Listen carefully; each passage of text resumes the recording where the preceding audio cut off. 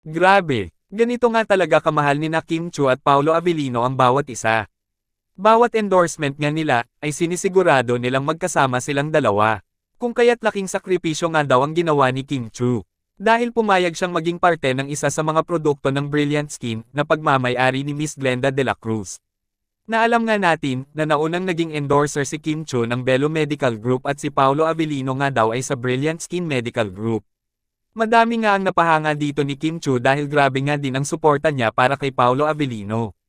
Para nga naman makumpleto ang kabiyak ng Kim Pao, ay napapayag ni Miss Glenda si Kim Chu na mag-endorso ng isa sa produkto nila na Hello Melo na ipapakilala sa June 2. Excited na nga para dito ang mga solid Kim Pao fans, at tiyak nga daw na palaging sold out ang produkto ni Miss Glenda nang dahil sa Kim Pao fans and supporters. Ayun nga sa naging komento ni Chris J, yes, ready na kami makita ang Kim Pao Ma'am Glenda. Kim Chu and Paolo Avellino. Parang mag-asawa na nga daw talaga sina Kim at Paolo.